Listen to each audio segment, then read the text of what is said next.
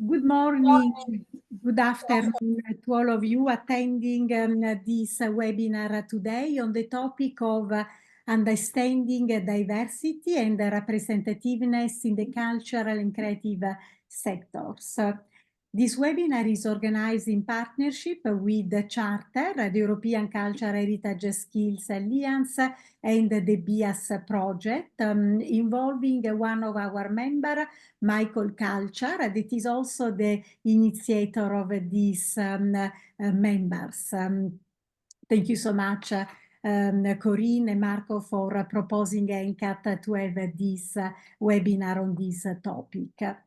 By offering to all of you this virtual ENCAT platform, this project have the opportunity to confront with the global audience the fundings with our educational management and the research community.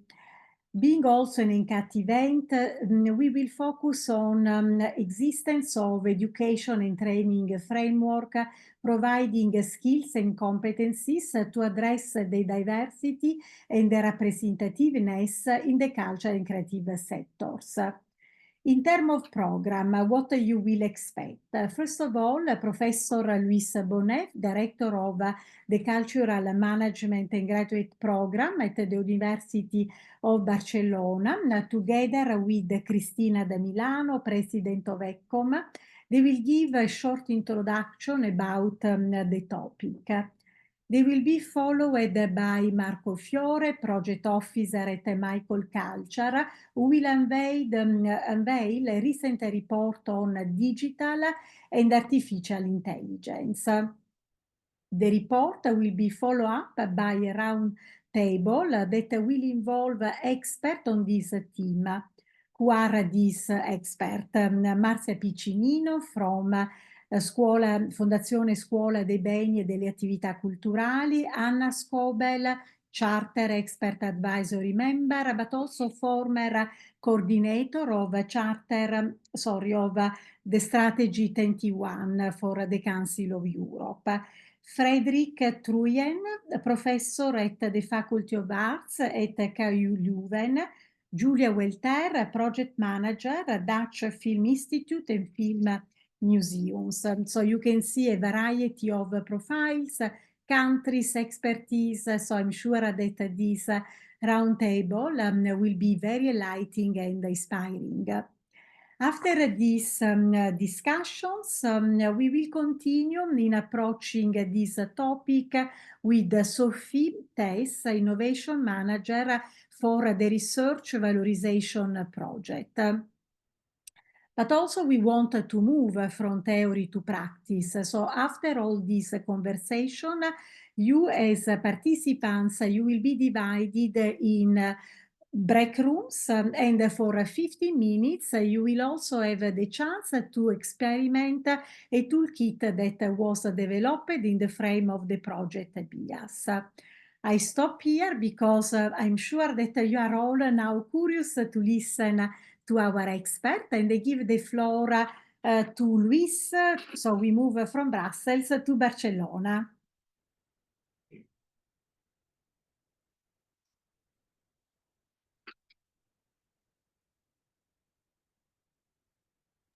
Hello, everyone. I suppose you listen me, and you have as well in front of you the presentation I prepared for following a little bit this short and very synthetic presentation of a 4-year project, the Charter project, which is the European Cultural Heritage Skills Alliance.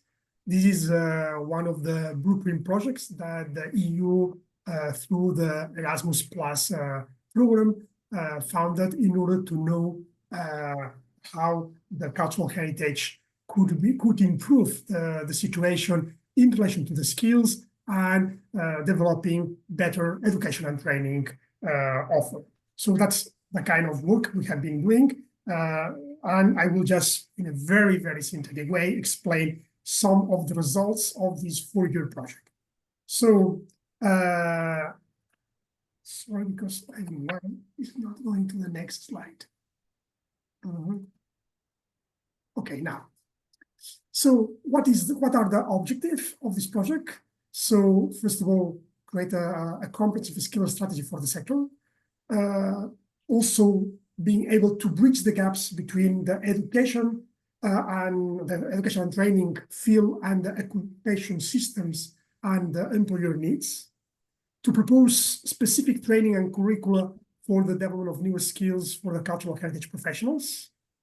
To develop a transferable methodology and framework that will make easy to recognize competences and skills across all the cultural heritage sector and encourage exchange, capacity building, and mobility within Europe.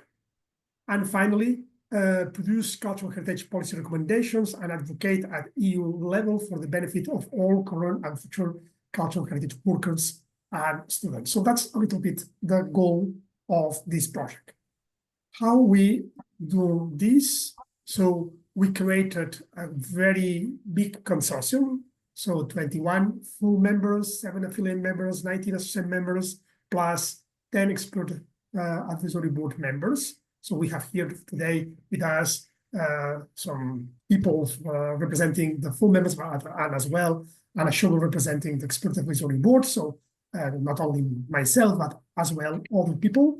As you can see here in the map, there are many networks in our consortium. So with a very strong presence in all European countries, but also we have education and training institutions, orange color, or in blue color, we have the occupation bodies. So we have quite a lot of different people.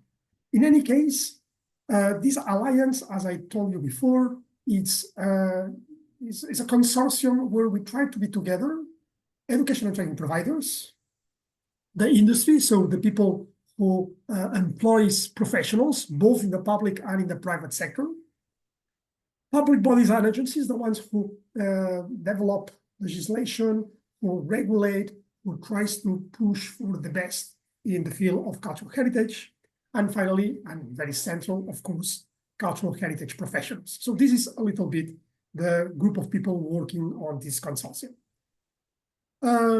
We work quite hard in these last 4 years. So this is just a first list of deliverables that we produce. These are not the whole deliverables we produce, but these are the most important ones. You can get them, they are available in our webpage. So in charter/alliance.eu, you can go there and you can get these documents. Specifically, I recommend you the last one, booklet 1, 2, and 3, because it's a synthesis of the findings of the project. And at the end of this month, we'll have the 2 final deliverables, one on European Observatory of Skills, and another one which is a long-term action plan. So this is a little bit what we are producing and we are sharing with the whole sector.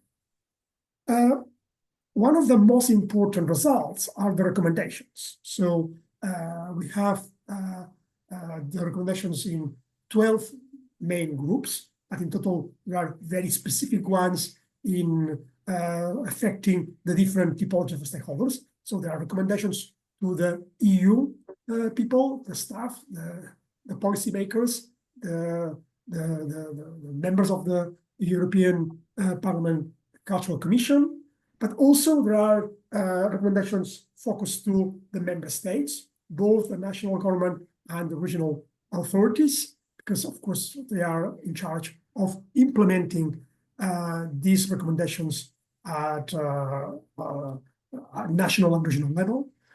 And also we have recommendations for education and training institutions, both formal and non-formal, continuous education and higher education and vocational education, of course. And finally, there are recommendations specifically to the heritage institutions. So to museums, to archaeological enterprises, all people working in the field of cultural heritage. So what we try to do here is, first of all, try to bring the skills gaps and needs, try to stop the loss of heritage skills, because there is a a problem of losing some heritage skills. There are recommendations focused on the mobility of workers and learners. There are recommendations focused on ensuring the quality of education and training. Also, there are other recommendations focused on guarantee professional recognition to improve mobility, to empower diversity and viable heritage workforce. Also, some recommendations are focused on aligned and robust socioeconomic indicators for heritage, which is something very important because if we don't know, we don't have enough information, it's difficult to implement a strategy.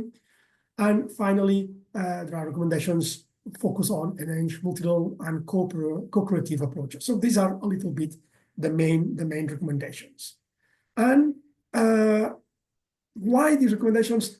Because we try to face some big challenges. Some are global challenges that not only affect cultural heritage, so geostrategic dynamics, circular economy and green transition, digital and artificial intelligence transition, which is the focus of today's webinar, but also specific challenges.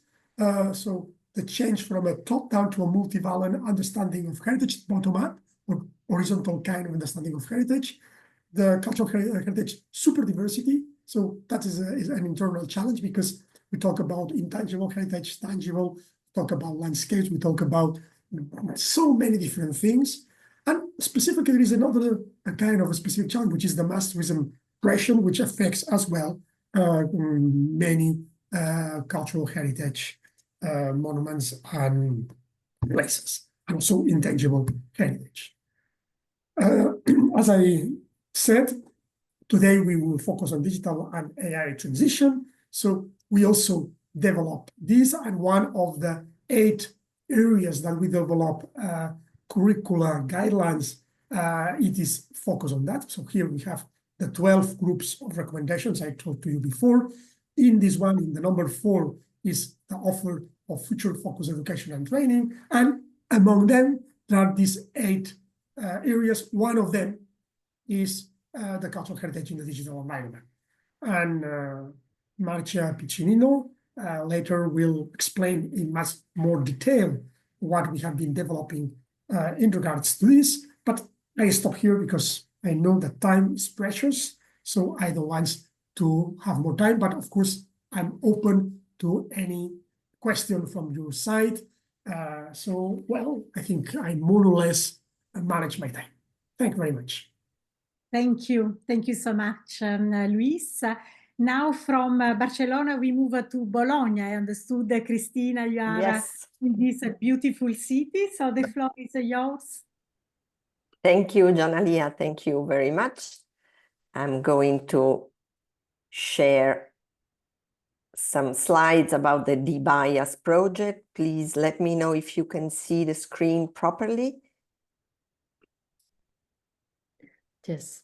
Yes, okay, so I can go on. Good afternoon, everybody. I'm Cristina da Milano. I am the president of ECCOM, which is one of the partners of the DBIAS project.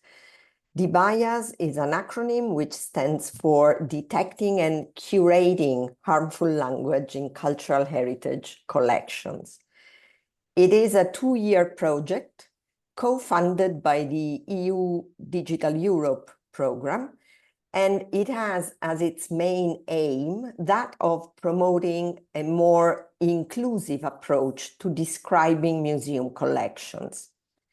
And it aims at doing that, improving the descriptions of the collections themselves and the metadata related to these collections, and namely also to the descriptions, by making existing biases visible through an AI tool.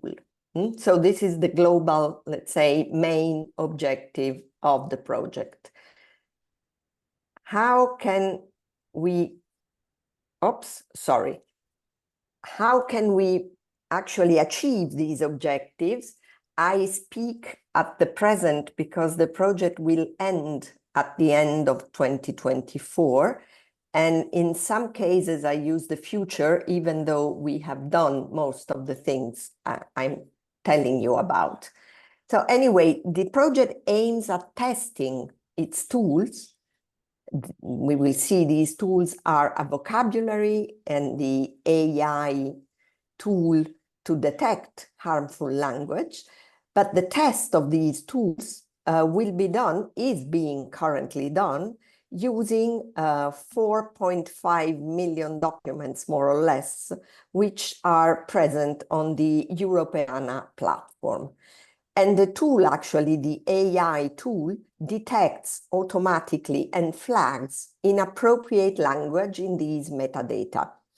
And the idea is that through the tool, we can also provide contextualized information and explanations about how and why certain expressions became or are considered nowadays as derogatory, as problematic, as biased, suggesting more appropriate terminology and words and more contemporary ways of describing the collections.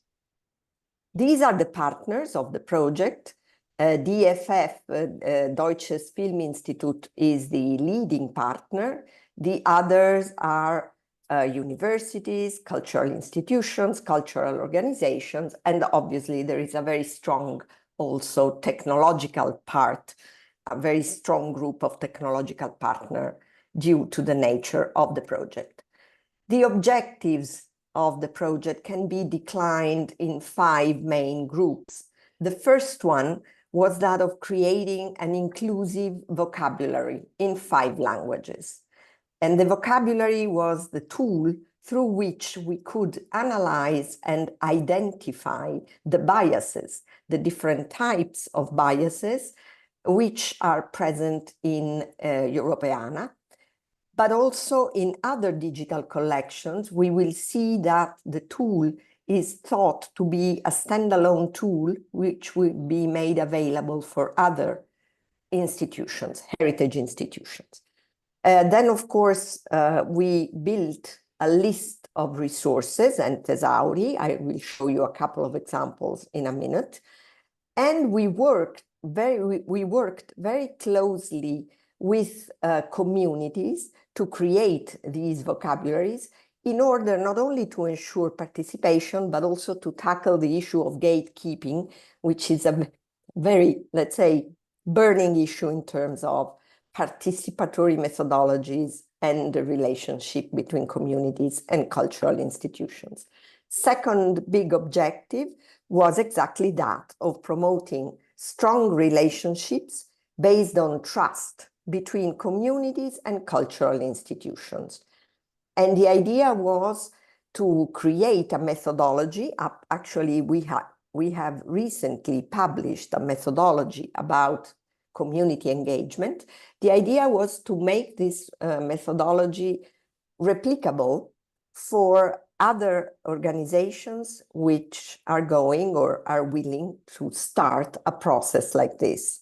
The kind of communities that we have worked with were related to the issues of migration and colonial heritage, gender and sexual identity, ethnicity, and ethno-religious identity. So obviously we had to make a choice, and that's why we have chosen these 3 topics, but the methodology can be applied also to other contexts.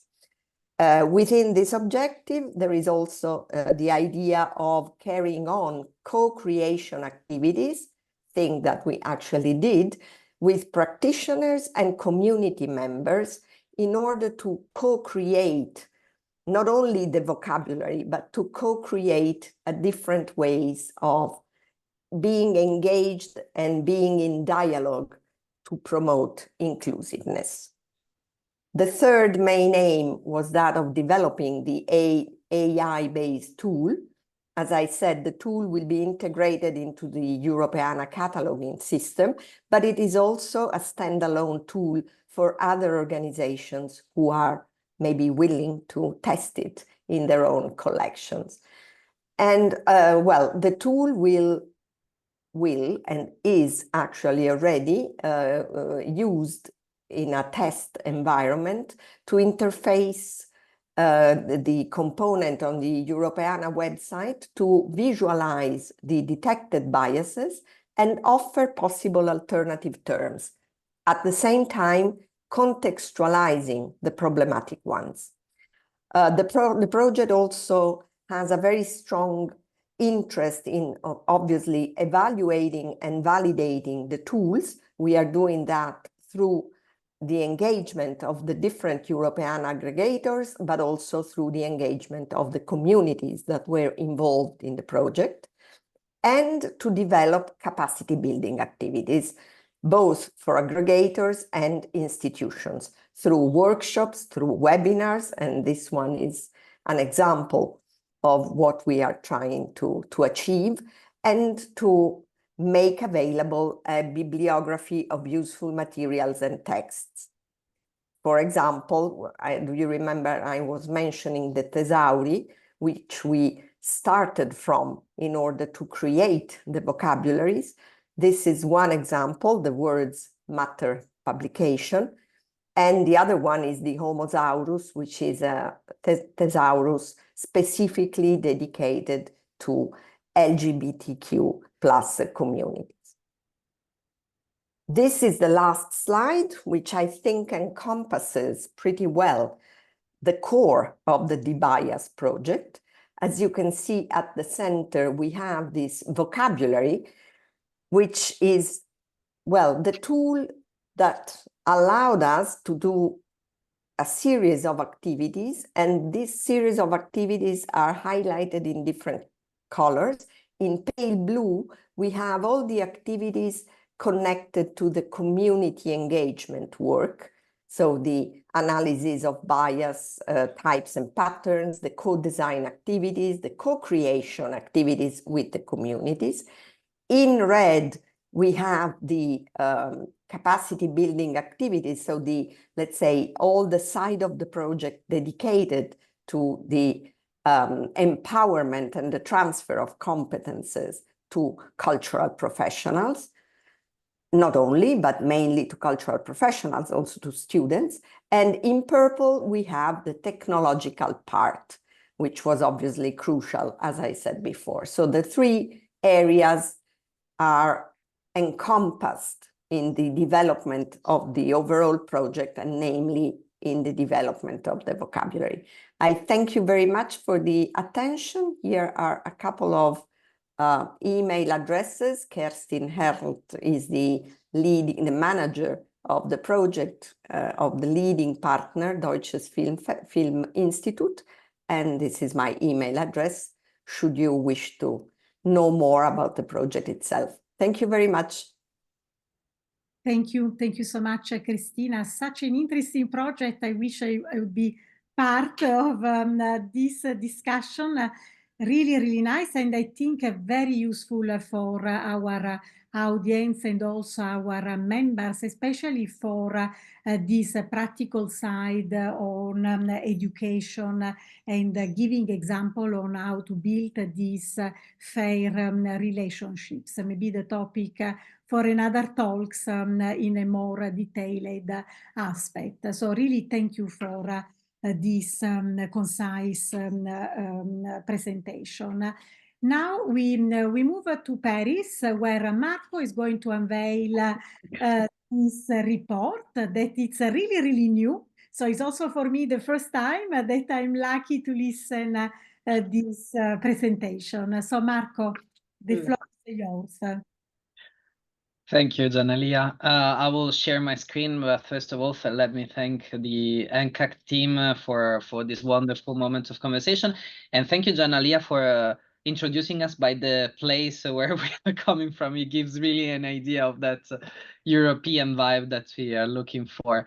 So can you all see my screen? Yes, I see some thumbs ups. So I'm Marco from Michael Cultural Association, a European network for a European transdomain network for communities and institutions working with digital cultural heritage and digital cultural content. Today, I'm here to talk about our action group on digital and AI, in partnership with Culture Action Europe, another European network for cultural networks and creatives from all around Europe. the talk of the town, AI. We've been listening a lot about artificial intelligence. Everyone is talking about it.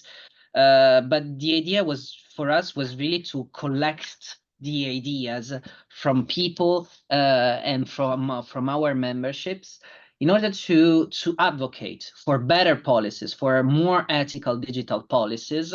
Of course, artificial intelligence is part of digital policies. So at the beginning, we didn't really want to focus on AI because there are elements, of course, in AI, in the ethical procedures that should be applied to AI that are transversal or in digital. But while the talks were going on, we realized that we really needed to focus on this for multiple reasons, and you will see why in a bit. We collected our communities, our memberships, putting them together in a moment of conversation, multiple moments of conversation, workshops, talk that were supposed to co-create the strategy that we're going to put through, and really with the idea that we are taking all this knowledge and all these proposals, and we're going to a policy level, at a political level and advocating level, in order to bring these themes. What we did is that we co-create also a survey. The survey was supposed to collect the data from a wider range of audience from all around Europe.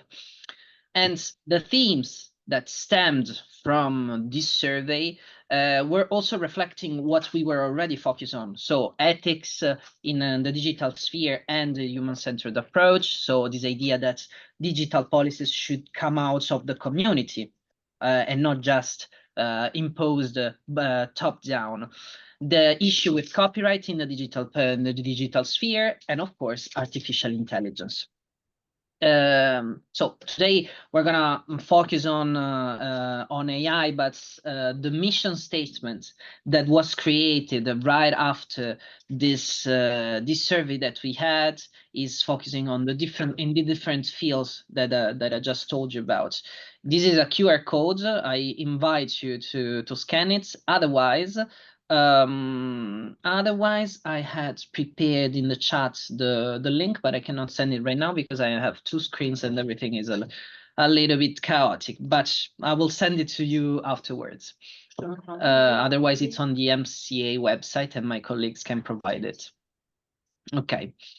That said, before delving into the content of the survey and the mission statement, our methodology was really to bring everyone together, because today we are focusing especially on cultural heritage in this session, but the idea is that cultural sectors, they have a lot of differences in many approaches, but also a lot of commonalities. So we wanted to bring these commonalities together and these common concerns and these common also ideas for the future, and create a shared vision, a shared objective. So bridging commonalities was really at the center of this, while keeping a transsectorial focus, especially for the first part of this journey of creating our missions, understanding our missions. Before delving more in the content of the AI section, I just wanted to pinpoint some of the AI Act elements that could be interesting for us and for the cultural and creative sectors, and to talk also about what the cultural heritage sector should focus on in the legislative procedure of the AI Act. So you see some articles on the slides, and they're all really interesting, and we can all read the legislative text, of course. But my job is to translate this legislative text for you in order to have the most important elements.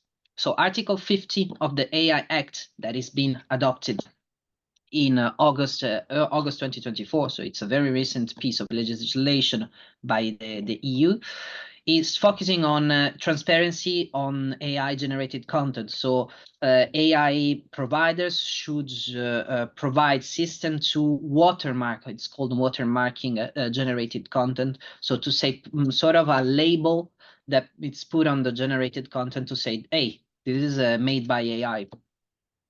Article 53, it's probably the most important and most impactful thing for every one of us is the copyright law, the need for AI developers and providers to abide to copyright law, the European Copyright Directive that came out was adopted in 2019. The AI Act specifically refers to the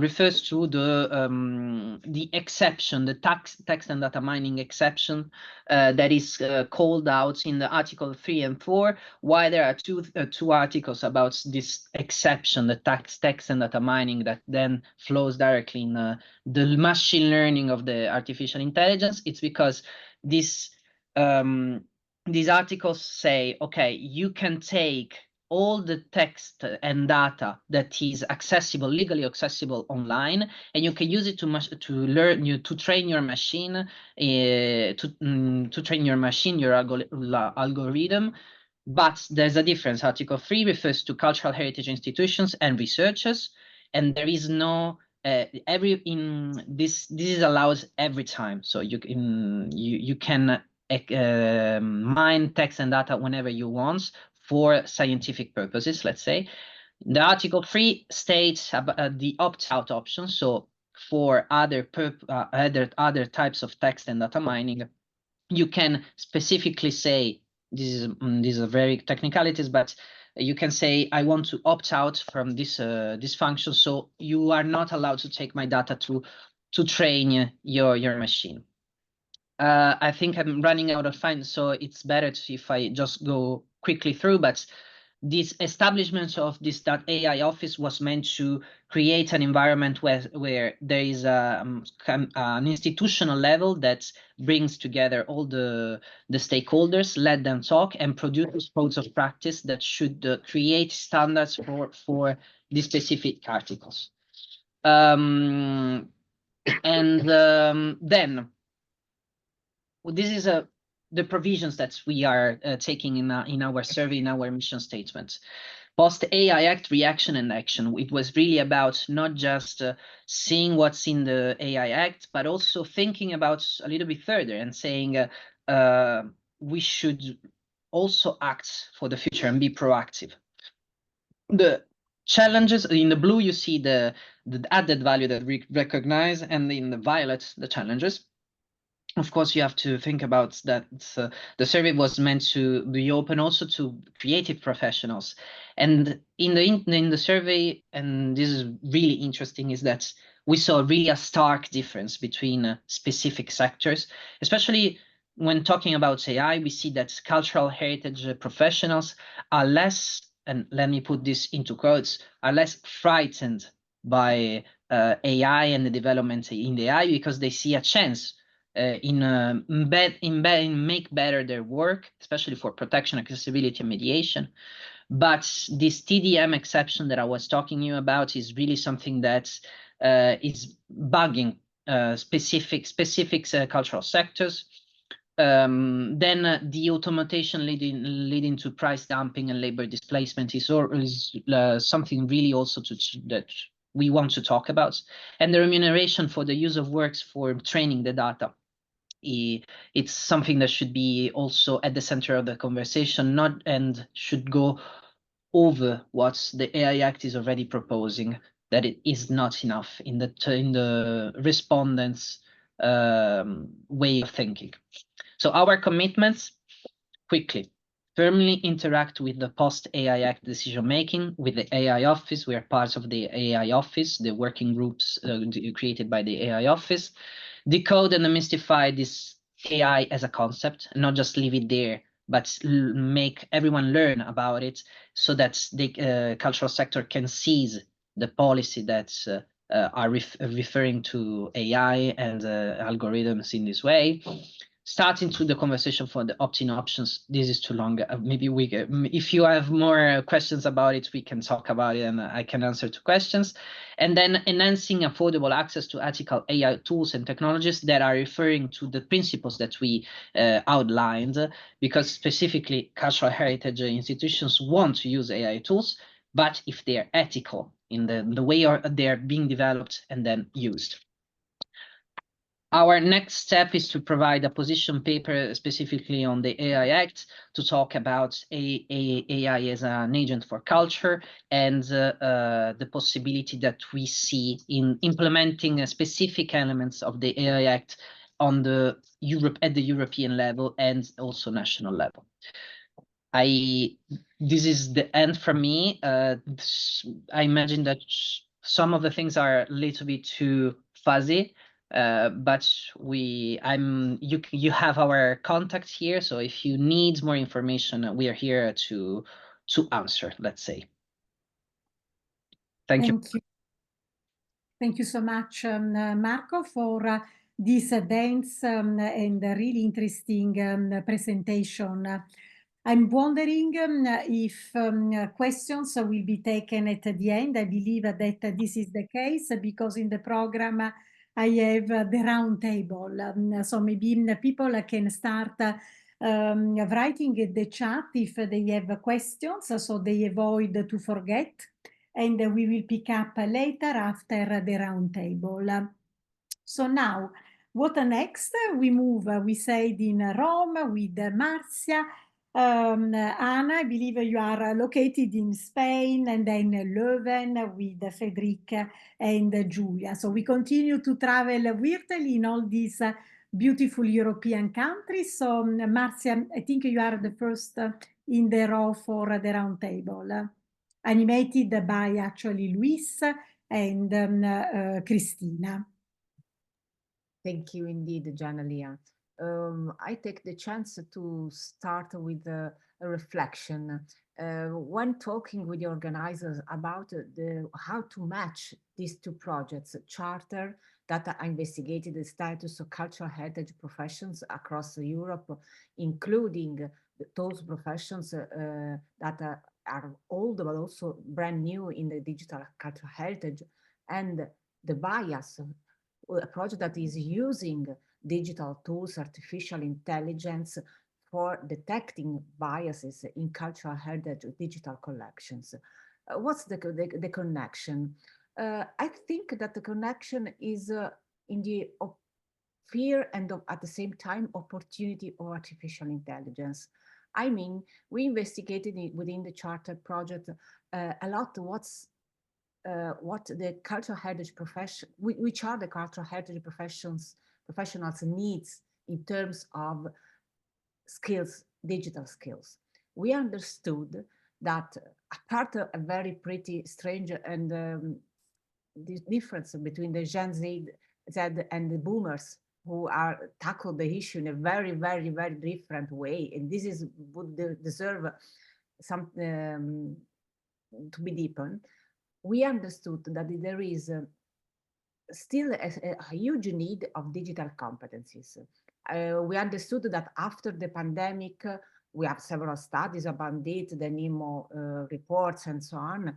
Yes, we understood, we managed to face the crisis. Many museums tried to resolve the lack of visitors with digital virtual exhibitions, but that's what's not enough. There is still a huge need of digital skills, and in particular, strategic digital skills. I think that Anna on this may say a lot of that after me.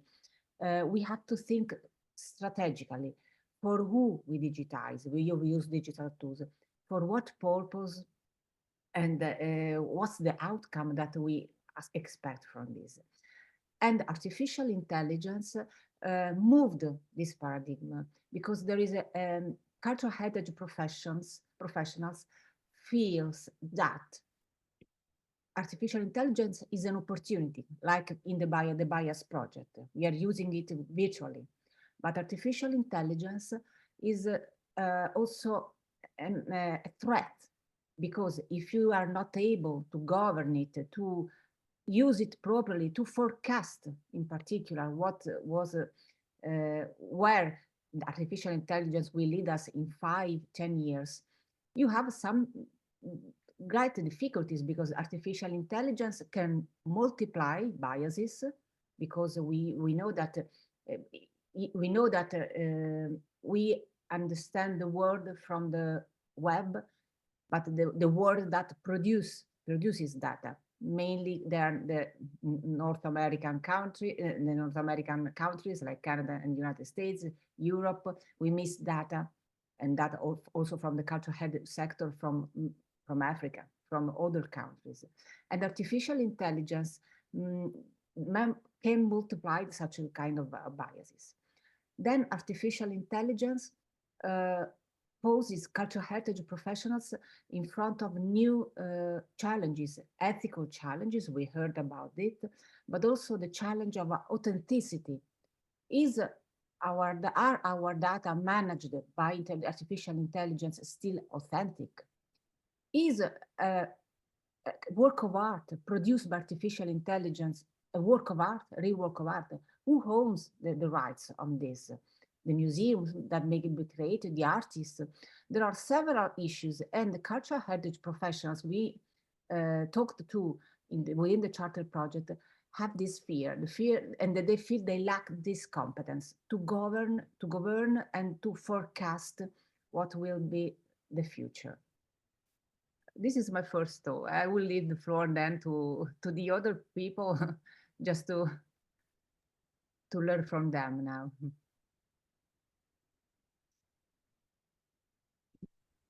Thank you, Luis, I think, and Cristina. Yes, I would like to step in, taking the word after Marzia, because she said many interesting things.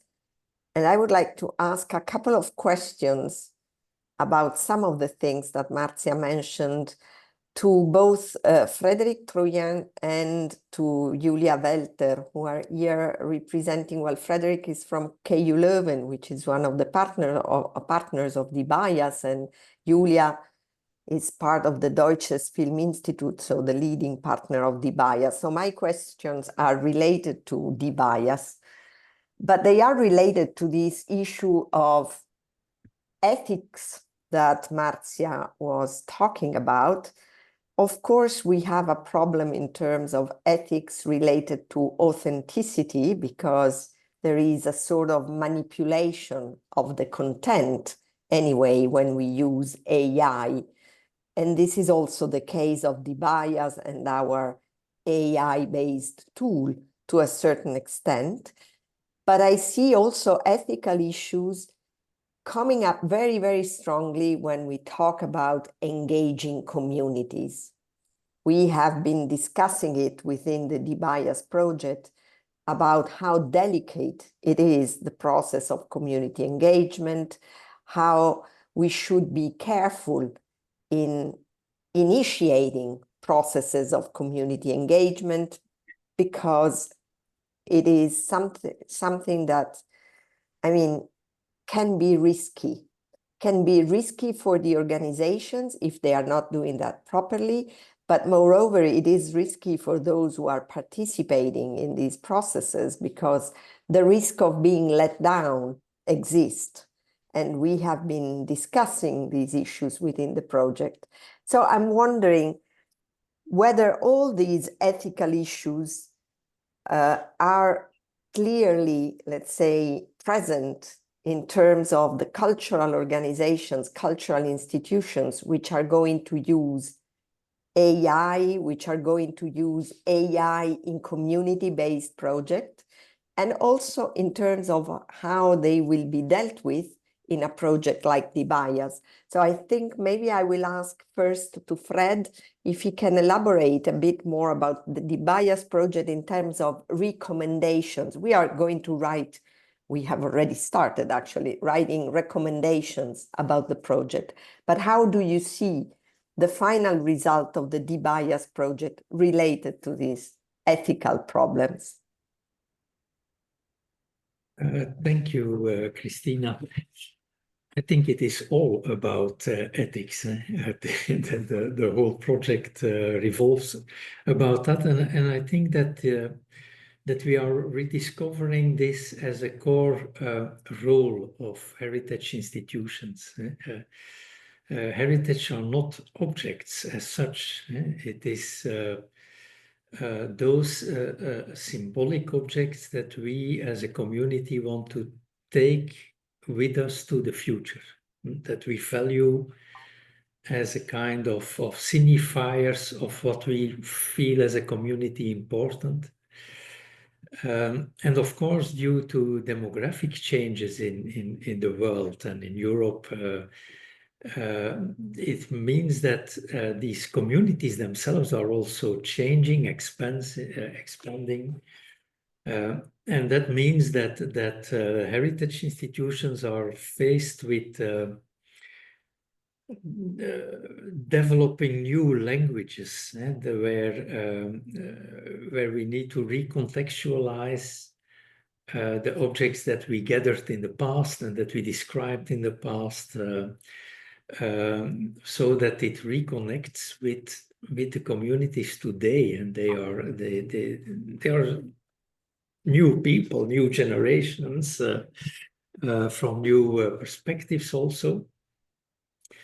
And there is a danger, but also an opportunity in AI. So I think we from the heritage sector can help to train these robots in a good way.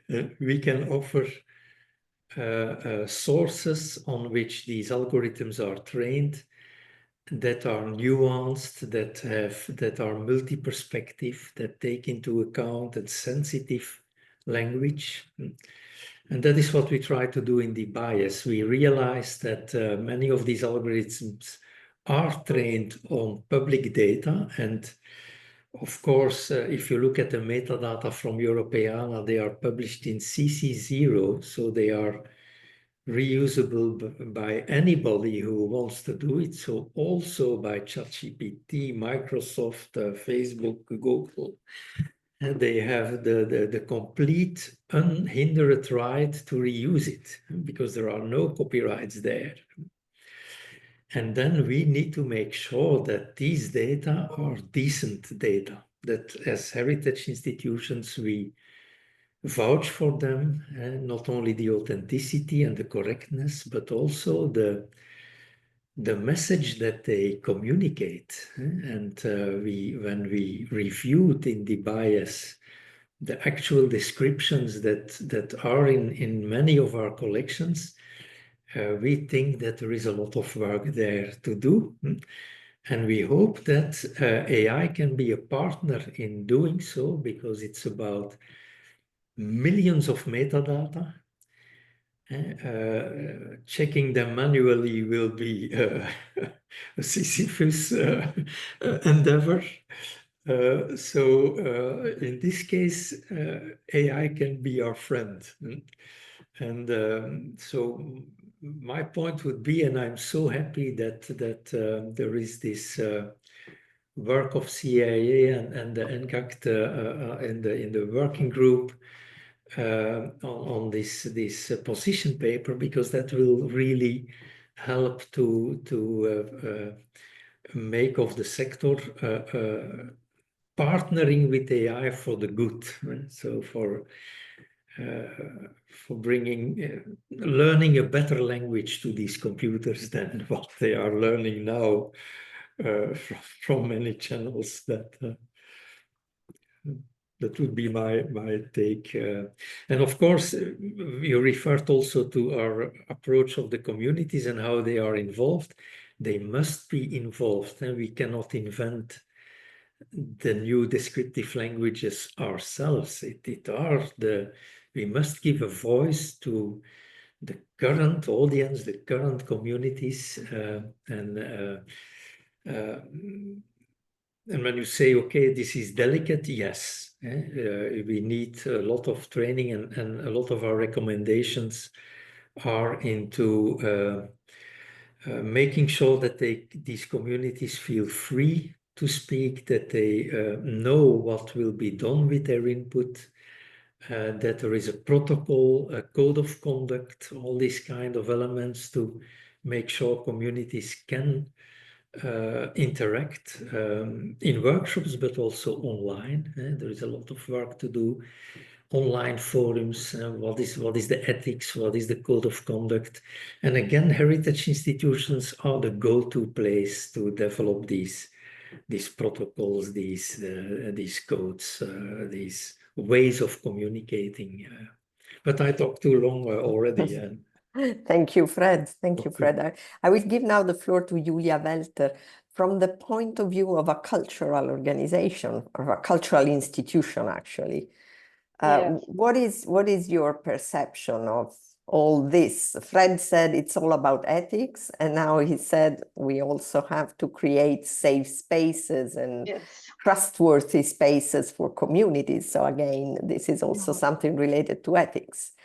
From your point of view, what's the challenge, the main challenge in this case, to this respect? I would say it's a whole set of challenges, and Marcia has already picked up on some of them. Basically, of course, archives really need to develop expertise in these like more technical digital fields still. And we heard from Marco the buzzword of AI, and the other buzzword, of course, is diversity, or buzzwords is diversity, equity, and inclusion. And again, this is a field where there has to be a lot of competency to be built in archives and with archival staff that might not always be there just yet, not sensitivity. So basically, and then we do all of this in front of sometimes difficult situations, post-pandemic, a difficult financial situation. So I think there is a lot of awareness in archives around these topics, but also I feel a lot of archives, especially like smaller or medium-sized archives, still have long ways to go, let's say, thinking about or developing strategies. And this is something that we found in our capacity building trainings, for example, that people attended it, and we did like little surveys beforehand, and lots of people expressed like a really strong sense for, yeah, they really trying to get like all the information they can get in. They look for this kind of support in re-evaluating their collections, about what Fred has value as well, mentioned as well.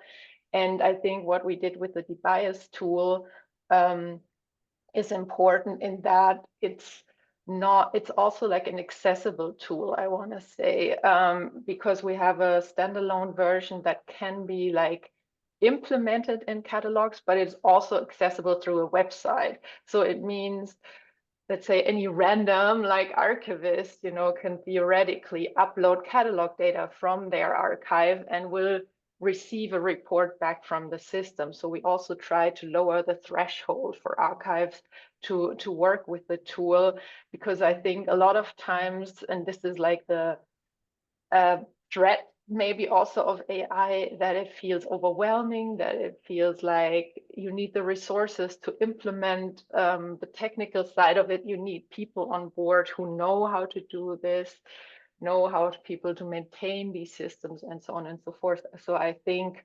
the real challenge is not so much that there's a lack of awareness, but rather how can we integrate these systems effectively in our archival workflows. And I think many archives have also already touched, or touched upon different things that can be done with AI, but in the scope of some project. But I feel it's also always very like limited in a way that it always looks at a very specific point in a collection, and then you do work around that, and then the project ends, and it's sort of kind of difficult to employ these tools after the end of the project in your archive. So I hope that with debias, we're also done some work in making something more accessible to archives that will help them beyond the project lifetime, evaluating their collections going forward for years, I hope. Hopefully, yes. Thank you, Julia. I will give the floor to Luis now. Well, I will give as well the floor to Anna Schöll, because she's one of our external office report, and she has been working very hard on the Council of Europe level. And she's the one that I think could answer better from a more policy framework level what could be done. And she prepared as well a very interesting document that she will share now in the chat. So Anna, please share your ideas and explain a little bit the document that you prepared. Thank you very much for inviting me. It's been very interesting to hear all your information and bias. I think it's a very interesting project. But artificial intelligence, I think it's like any other new technology, will change our lives. What worries me most, and I think worries many people, it's that artificial intelligence is not a technology that will produce new products that would change our way of life, but it is something that will have an impact on our way of thinking. And that is less controllable than controlling new products in the market. So it grows also much quicker than the change of our legal frameworks. So the European Commission and the Council of Europe and UNESCO also have been working on this probably, as far as I know, from 2018 onwards. So it's very, very short time. And even so, no big agreements have been made in terms of a European legal framework that can somehow control or put limits to the aspects of artificial intelligence, which might be risky for our democracy and our rule of law. So as we have very little time, I have made a PDF where you will find links to the different pages of the European Commission, especially of the Council of Europe, where I have worked, so I know a little bit more what they are doing on artificial intelligence. And there is a committee on artificial intelligence, which is called CAI is the acronym, and it is working with the 27 countries of the European Union and also with 11 additional countries that belong to the Council of Europe but are still not in the European Union. So they are working on a regular basis, trying to develop a methodology to assess the impact of artificial intelligence in our democracy, in human rights, and the rule of law. And you can find that in a part of the website of the Council of Europe. So you have that link. I have also put you some links to interesting documents of the European Commission on artificial intelligence, but most of them are related to the control of the impact of artificial intelligence in these concepts of human rights and democracy especially. And so it is a wider umbrella where all your work is fitting clearly. The work of DeBias fits very clearly in defending the human rights of minorities in this case. So I invite you to have a look at this document. Maybe it can be helpful, and I thank you very much for this very interesting meeting. Thank you, Anna. I think it was complementing the other points of view, so I think it was really, really very useful. So I don't know, Giannalia, do you think now is the moment for opening with the floor to questions, or I don't see the program this spot, but I believe that if you don't give it the chance at least to have 1-2 questions, people will be frustrated. So let's do that very shortly. And of course, you can ask raising the hand, but also using the chat. You can just write in the chat if you wish. Yes.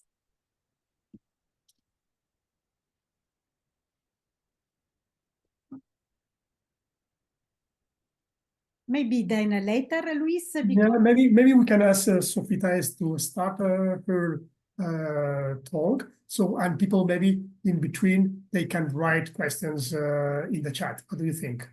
Yes, better. So, Sophie, I can see you? Yes.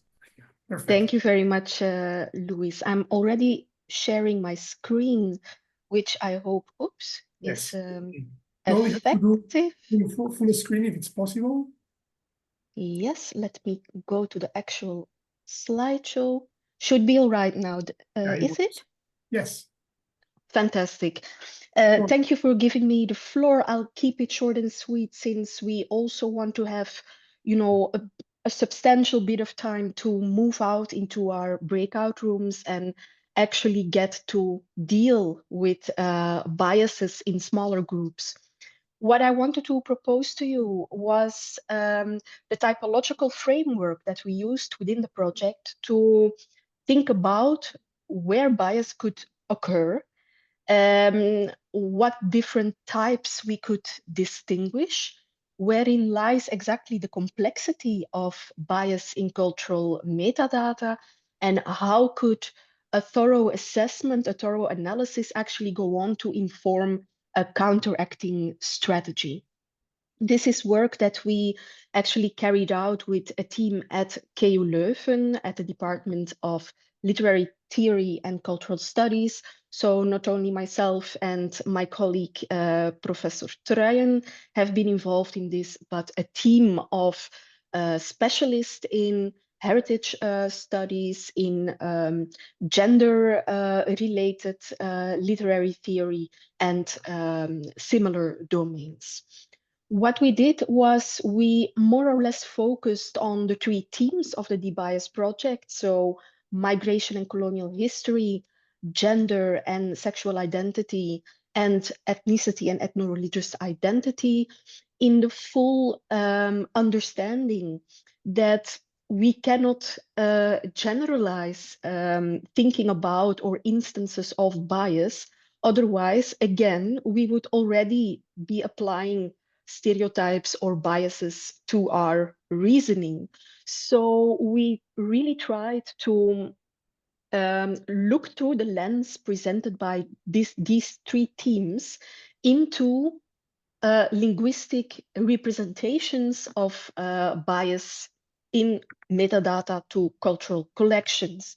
And because it was important to inform this typology from an academic point of view, so really fed by resources that we found as academic publications, we found it utterly important to have these assessments or these theories being applicable to or relevant to our use case in focus, which is the cultural heritage collections available via Europeana.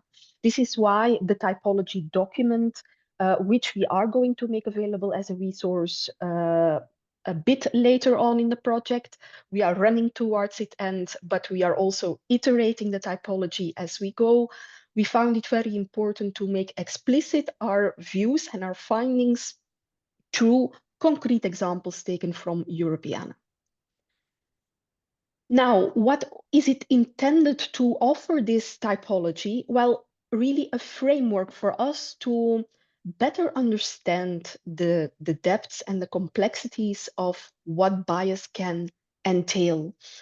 Only by triggering a deeper insight in how biases come to fruition, we can also step back and develop a holistic view of what actually is the issue at hand and how we could remediate, how we could even, in an ideal scenario, go on to prevent bias from occurring. The urgency to specifically make this a task within our project, because it was a dedicated outcome that we envisaged from the very beginning, is that we see that in cultural heritage institutions, dealing with biased metadata is yeah, a necessity, but at the same time, quite a bit of an issue, especially when collections get digitized and published online, because suddenly a whole wealth of information that is often legacy information attached to the now digital records gets out into the open, where it is exposed to a huge range of audiences, including the non-professional, so I would say the non-cultural heritage professional audience, or people who are not necessarily researchers or educators or professional users of the cultural collections, and vice versa. So we are confronting audiences with information that we might not longer consider appropriate or well formulated for our time and age. Knowing that not only these audiences, as well as the societal systems or societal understandings in which we all function, evolve all the time, there is not only an urgency to address different types of bias, but also to be aware that our understanding of bias can only be a dynamic one. It should also evolve over time.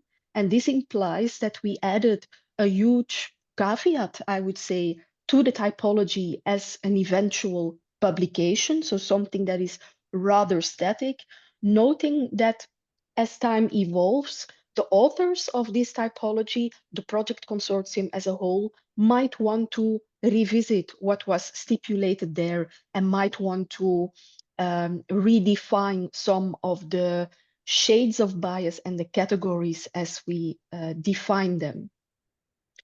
Before going into our main findings as formulated in the typology, I would like you to reconsider some aspects with me.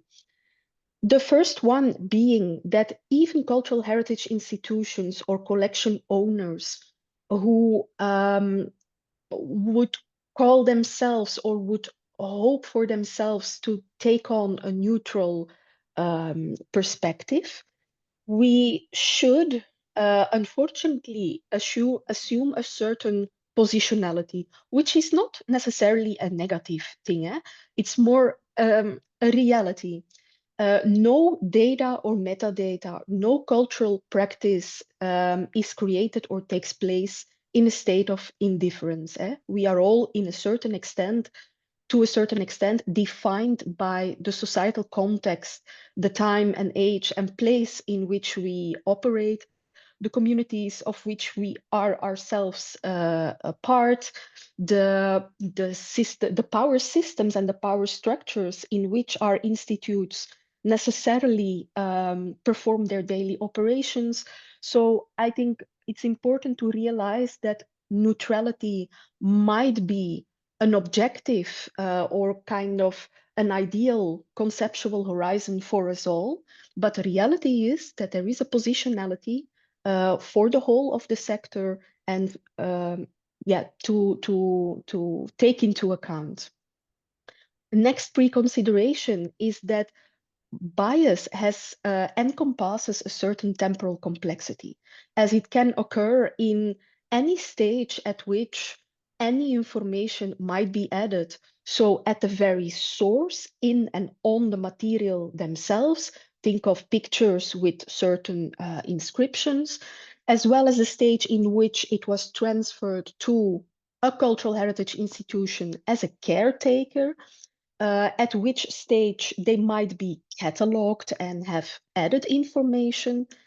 And then, of course, at the digitization and the valorization stage. So digitizing an object adds information in and of itself, but might also add some contextual layers to objects that, for instance, are used in a digital exhibition, just giving an example here, or in a social media campaign. Finally, there's this interplay with who becomes then the recipient of these digital collections, These are audiences that today more and more are invited to interact with the material, to participate in the storytelling. Again, here we will have added layers of context and information, and so extra instances where bias may occur.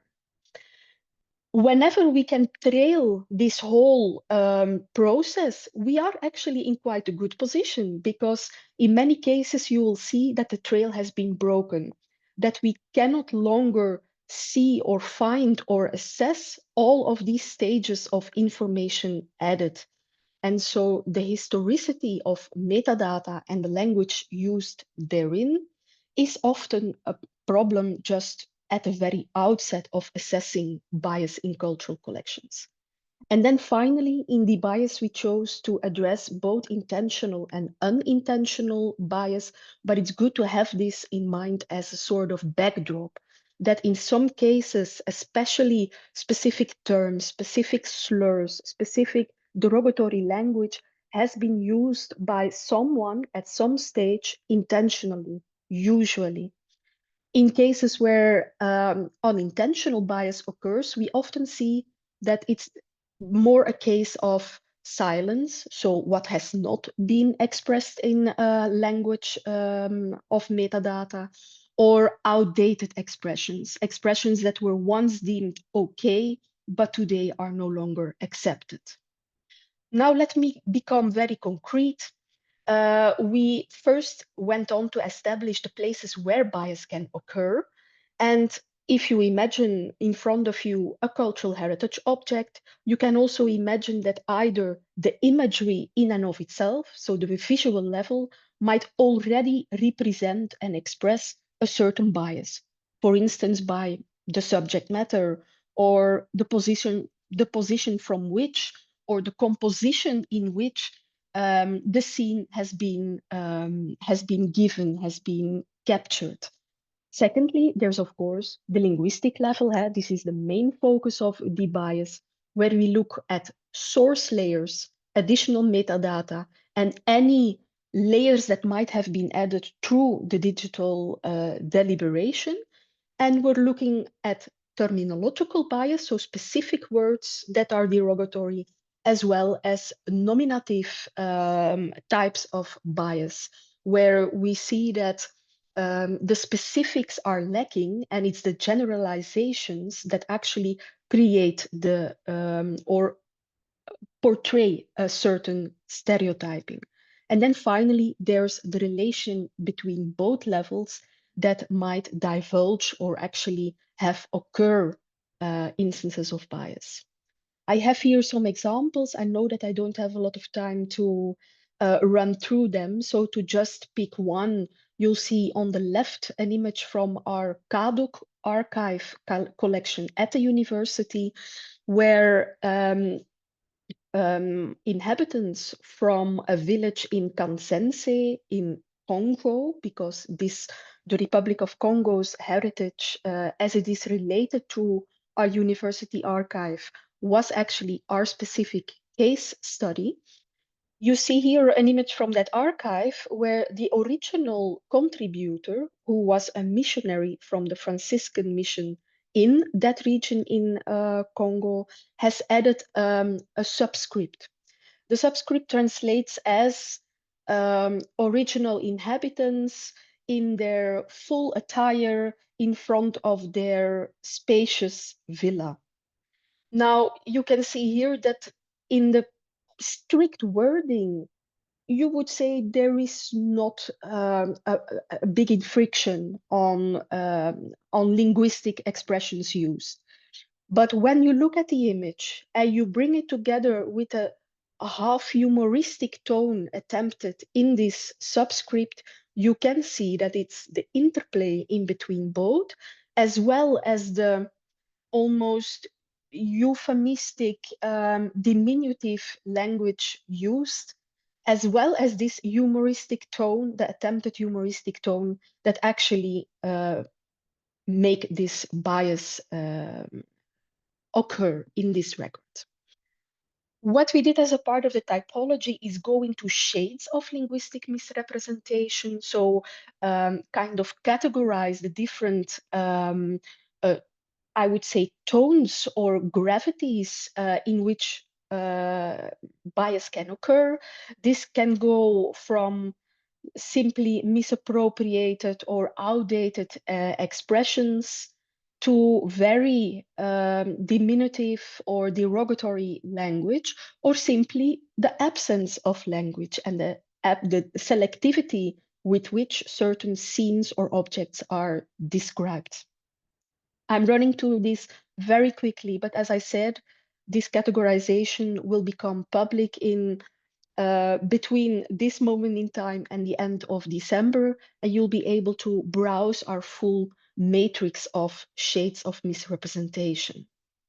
We will also make available our working galleries in Europeana, where you will see different examples of these shades of misrepresentation. I want to land or end by proposing to you the theory of intersectionality as first formulated by Kimberly Crenshaw in the late 80s, early 90s, to understand the different layers and the true complexity of how bias occurs. The idea here is that different categories of bias will go on to reinforce one another, as they will address certain community groups or certain stakeholders and audiences in the different dimensions that also their specific individual identity is formed from. So every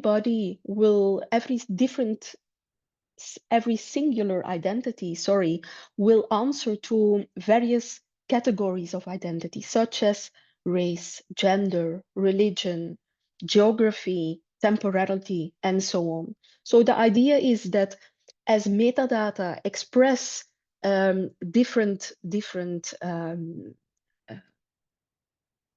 factors, as I just listed them, they will also grow in gravity and in potential impact on recipients.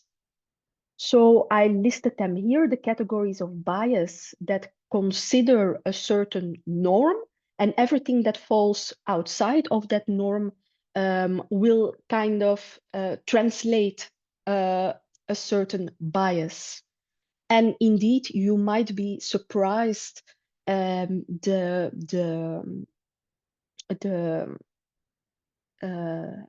pace at which and the occurrence of all of these categories in cultural metadata. You really wouldn't suspect some of our museal or archival collections to portray such considerations against a norm.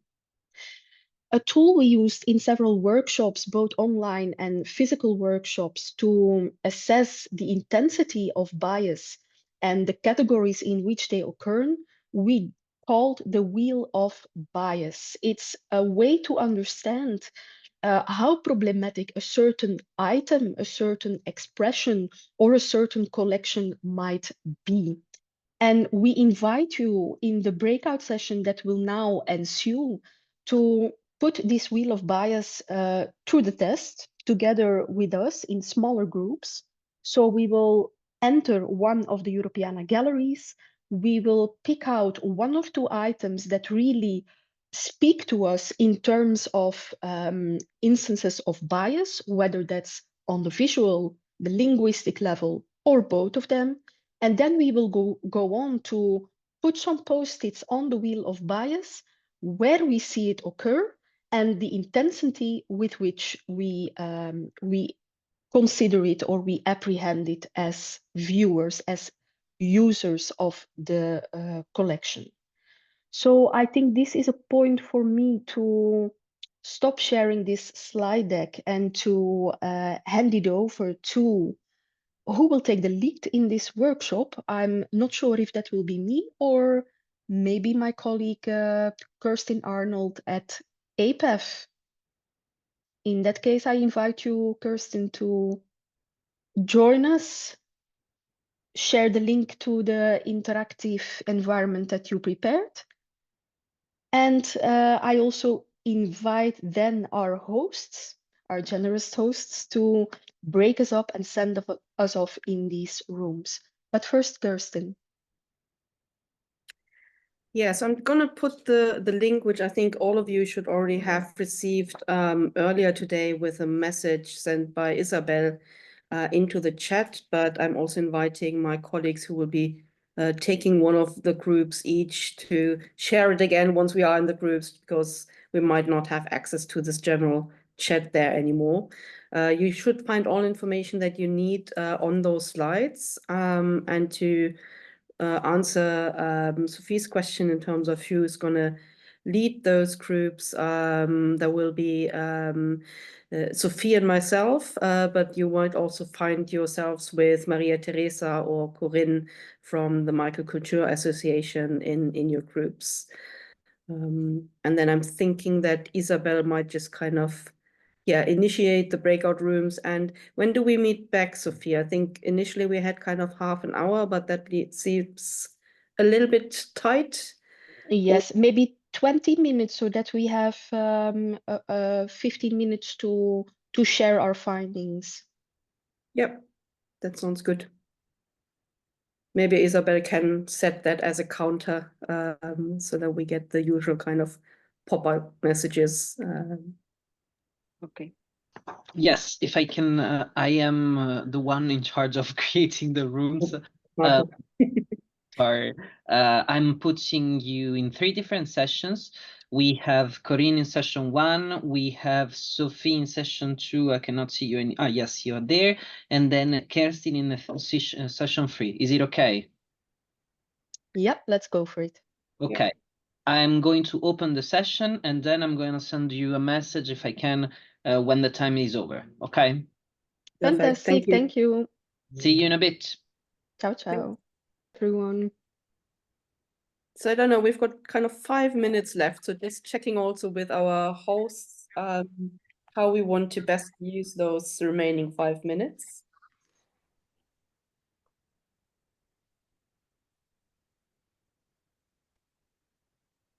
I don't know, shall we open the floor generally to questions rather than going around and kind of each group stating, I don't know, one highlight from their conversations? How many groups did we end up having? I think 3. 2 or 3. We only had 2. 2. 2, okay. 2. So I would give a very brief reflection anyway of what happened in the groups. Would that be okay? Yeah. We didn't appoint a rapporteur. So how shall we go about this? Please go. Maybe Sophie. No. Shall I? Yeah, Yes. Yeah. Okay, very quickly. Okay, we went into the Europeana Gallery. There was immediately one of our group members to whom this record from EU Screen really spoke. The title of the item is Disabled Theater in Berlin. And we, of course, also read the metadata going with it, then returning to the wheel of bias. Very interesting is that while we could immediately add post-its in the highest of echelons in the categories of ability, disability, civilization, and gaze, we also ended up quite quickly in a discussion about intentionality, because this theater performance was made by an artist, a French artist or director, who actually sticks up for the community of people with a disability. And there's even the idea that he might have meant this description and this performance as a reappropriation act of the community of people with a disability. So we came to question the intentionality of the bias, whether it was rather on the propaganda side or on the empowering a communities side, but still we deemed it, because of the lack of context and the lack of insight into the community involvement, we deemed it not the best expression of content through the metadata as it is currently given. We ended up our conversation by also discussing the temporality of the use of the words like disabled, which might have been some while ago handicapped or other alternatives. We talked about different geographical implications, how different communities in different parts of the world might even address or not address a person's ability or disability. And then finally, we believe that underlying, so maybe my post-it is here a bit too high, but underlining, there is certainly a suggestion that implies the category of class. This is how far we got. We copy-pasted here some screenshots of the record so that we can revisit it whenever we might want to. That's it for me. For us, sorry. And big thanks to Ahmad, Mohamed, Sofia, Corina Marzia. Okay, maybe then I will just briefly share what our group looked at. So we had 3 kind of images that were suggested, which you can see here on this slide. So kind of, as you can see, very different objects as well, from different contexts. And I think, I mean, we started kind of putting post-it notes on the wheel of bias, and while we were doing this, I think we already kind of got into more general conversations, and we had a few very positive feedbacks on your introduction, Sophie. Just to mention that that you set the scene very well for this. And I think we kind of also ended up in kind of these conversations around temporality, and that not only with regard to the bias that we found, but also with regard to how we might address bias. So kind of at the very end of our conversations, we looked at this question of is what we would kind of classify as biased, or essentially the circumstance that what we would classify as bias today, on the one hand, was not classified as bias previously, potentially. So kind of outdated terms that were completely fine once when the descriptions were created, but are not okay anymore to use nowadays. And how will this hold up in future? So kind of thinking also about where we are positioning ourselves in this temporal spread. And looking at this question of how do we make sure that whatever actions we take with regard to bias will be documented, so that someone looking at things in 20, 30 years time has that information in order to make the best decisions on how they want to continue presenting cultural heritage. I know that was kind of a very kind of concise and probably not covering all of our conversations summary, but just in the interest of time, I thought I highlight those points.